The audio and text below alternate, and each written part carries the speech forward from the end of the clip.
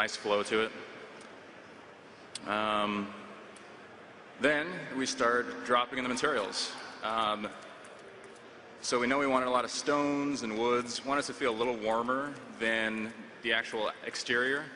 And in this part, it's a little bit challenging because we have to make sure it feels like a unique level from the outside, but it still needs to feel like it's in the same world, in the same place. And then we get the awesome tech art team to help us out with the interactives, the lighting, the particle effects, of course the breakables, because everyone likes breaking stuff. Lots of stuff to blow up. So yeah, that's pretty much my job, and this is awesome. This is what I get to do every day. It's kind of ridiculous, actually. So I'm gonna pass it off to Bender and Jill.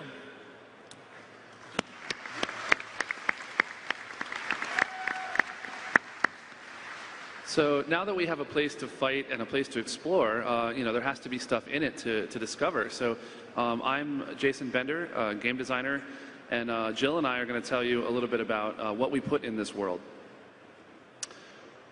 So obviously, Diablo is about killing monsters, first and foremost. Some of you would argue, though, loot's pretty important. That's what we're all in it for anyway. So as you're going through these areas that you saw, like the inside of Bastion's Keep, you're not just killing monsters as you go. Every now and then you're stopping to kick open a barrel, seeing if a skeleton pops out, or clicking on a treasure chest to get some good loot. So when we populate the loot, we understand that you divide your time between these two things. So we have to put them fairly evenly throughout the world, so there's always something interesting to see, something new to find. One of the things, as you can see here, there are a number of chests in the world that we populate. There are common things like barrels to really rare golden chests, which might have a rare drop or a legendary item inside. We populate the world with thousands of potential places for these to be. Every one of them is hand-placed. We want to make sure that they're all in rational positions. You know, we want to put corpses in places like battlefields and areas where there's been some kind of conflict, but we want to put treasure chests in libraries and other cool places where people would store stuff. So in this example, you can see just one area that's just completely littered with potential treasure chests. But anytime you go through this zone, only a few of them will actually populate with treasure. You never know what you're going to find, though, so you just got to keep your eyes open. So another way we can mix it up is with mini dungeons. So Pete just showed you that we take a lot of time making sure every dungeon looks really cool, but we make quite a few of them because, you know, Bastion's Keep is a big place. It's a big snowy fortress. But when you're going through the wilderness, you want to change a pace. You want to see something different. You might go from outside a kind of dark and dank wood, and then you might go inside to see some creepy cave.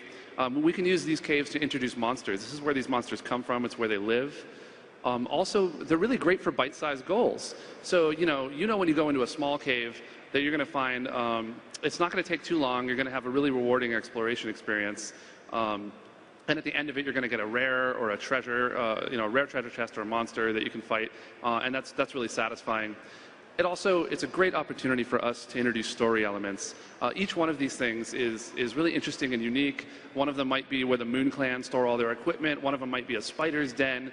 And there's always opportunity for us to be telling more story. So on top of that, it doesn't all have to be a dungeon. Sometimes you might run into other kinds of events. You could just be walking through the swamp and boom, 500 zombies pop out.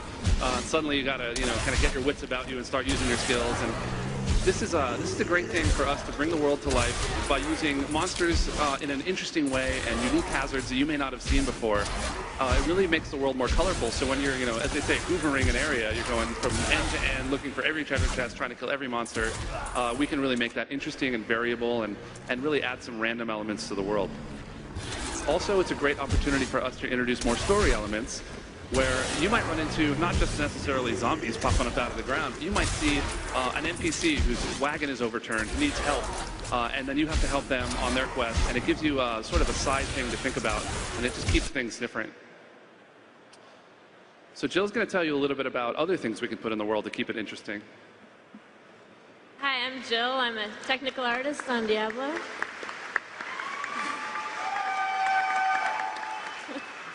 So one of the other details that we put a lot of attention to is objects that you can interact with, usually by smashing them. You may be wondering why we think it's so important to put these objects around, because they're just decoration, but it's really more than that. First of all, it is a lot of fun to break things, and you could clear a whole room of all the monsters and then go back around and kill all the furniture if you want. It also makes your character feel really powerful because you're ground stomping so hard that the walls are crumbling. It also makes the world feel a bit more real because you're really part of it. Your actions have a difference on the things that you're fighting near. Because if you summoned your magical arcane orbs near a pile of barrels, it would be really unrealistic if the barrels didn't fall down. And we also, as Kevin was saying, we take even these opportunities to put a bit of story into the world. Not every story is a long epic. These are more little stories that you can make up for yourselves, like why was this poor guy left on the torture rack, or why is this barrel filled with blood? So yeah, we've seen some treasure chests, we've seen some stuff to break. That's all well and good, but you know, what do we get to kill, right? All these skills and runes you've put together, this is so that you can do some battle. So what lives in this world? That's something that we ask ourselves when we're placing monsters. When we place monsters in any given area, there are a combination of things that might appear together in a random assortment as far as how they're laid out in the world, but not random in what appears together. So we like to look at an area and say, okay, what lives in this particular dungeon that makes it different from the last one? Also, it's important for game pacing. If the entire area is just littered with fallen and nothing else, and no treasure chests, that's going to be kind of boring. You're just hitting the same power. But we've taken special care to make sure the runes and the skills really give you a lot of variability in your gameplay, and the monsters are what you're going to use these against. That's what it's all about. So we try to mix it up so that you have interesting mechanics, and so that you can use, in this example, I mean, you can see that there were a lot of little guys running around. You could use crowd control on, or big area effect. There was a big guy you might need to burn down with some really pointed damage. You can use your mobility to jump around the room. So we try to make sure that when we put monsters together, they live as a family. There's the big guy, there's the caster, there's the ranged guy, and there's the little guys that swarm you. And we like to make sure that there's always a variety of things so that you're always on your toes. Also, if you happen to see this guy when you're playing out there on the show floor, beat the candy out of him. He's always got good loot, but he's hard to catch.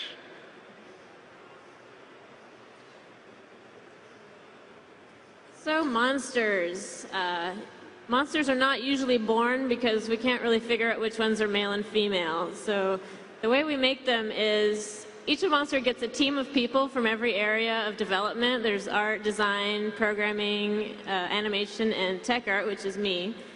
And design will usually come to us with an idea of the role they want the monster to fill. There's swarmers, there's casters, debuffers. And in this case, the monster that we're looking at is still under construction. And he doesn't have a real name yet, but internally we've been calling him the Brick House, because that's kind of what he is. He's big, he's strong, he's smashy. And we wanted a guy that was a little bit different from your average humanoid. So the concept team came up with this interesting design. And from there we take it to the modeling team. And this was a rough model that the team first made. And we took it for a spin in the game. And in this case, we found he had a few problems. Mainly he was too wide to fit in the corridors of the dungeons. So we go back to the drawing board, and the art team takes this opportunity to try lots of different ideas. We wanted to make him a little narrower so he would work, but we wanted to keep the sort of interesting, unique silhouette that he had. We liked the final body shape that was made, but we were not sure what to do with his arms. So we have a lot of debates. Every detail we have arguments about. We've talked about his toenails for hours. And these are some of the many ideas that we tried for his arms. Anything you can think of, we probably tried. But in the end, we decided that we liked the idea of the huge forearms, because they could be used to protect himself against attacks. So this was the finished model, and from there it went on to rigging and animation, and got some personality. And after that, we get to test it in the game. So we threw on some skills and some effects, and made sure that it reacted well to various skills, and it was fun to fight, that it wasn't boring at all to fight with. And possibly most importantly, we want it to be fun to kill, which is coming up now. Come on, there he goes.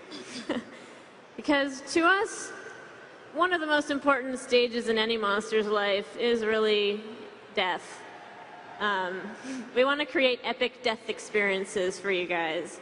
So every monster, we put a lot of attention into making sure that it dies in a different way, something that's suited to how it acts in the world. We want to have a lot of visual variety. We want it to be really satisfying every time you smash a monster, and maybe sometimes we maybe want to gross you out just a little bit.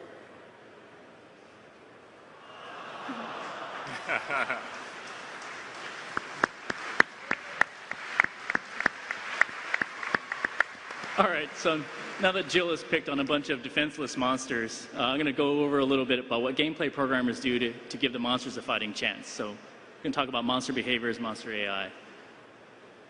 So here's an example of a really early a monster that we had in the game called the Gravedigger. As you can see from the concept art, he's like a humanoid guy. He makes his living digging up graves, probably attack you with that shovel. Surly guy.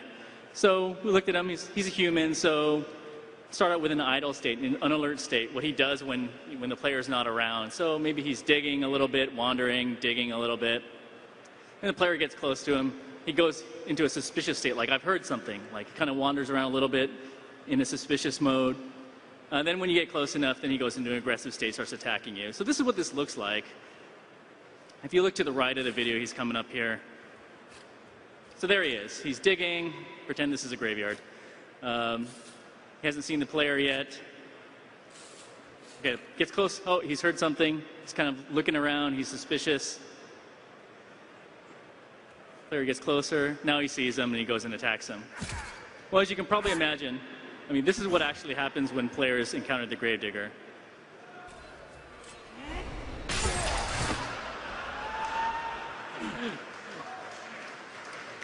So what did we learn, and what did the Gravedigger teach us? First is that in our game, normal enemies have very short lifespans. And that's on purpose, that's by design. We really want the player to feel awesome. We want the player to feel really powerful. So we want you to be able to mow through normal enemies and not really have, be spending a lot of time fighting them. And secondly, non-combat behaviors really aren't seen. Our game is an action game. Players engage our enemies really, really quickly. As soon as the enemy's on the screen, players are clicking on them. There's fireballs descending on them, magic missiles, all kinds of things. It's really not a kind of game where people want to try and sneak around monsters. So taking this, we have to pick and choose our opportunities where we can showcase the AI, give the monsters a little flavor. So we can do that in three places mainly. First is when they spawn, like during their spawning animation. So you'll see that's when they come onto the screen. So you've seen in our demo, we have some guys climbing up the walls, skeletons are bursting out of barrels, that kind of thing. Second is what Jill showed you, which is their deaths. So during deaths, we have a big opportunity to sort of show you a lot more about the character of the monster too. So spiders will shrivel up and shake, and skeletons will burst into an explosion of bones, that kind of thing. And the third is during the combat itself. So I'll talk a little bit about some of the details of our combat. So what's the goal of a combat AI? Is it to kill the monster efficiently? It seems kind of obvious, but it turns out it isn't for us.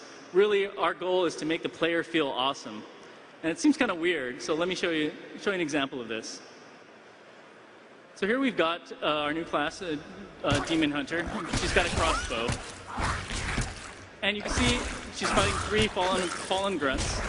And since she's got a ranged weapon, she keeps trying to create space for herself. Take a step back, fire, take a step back, fire.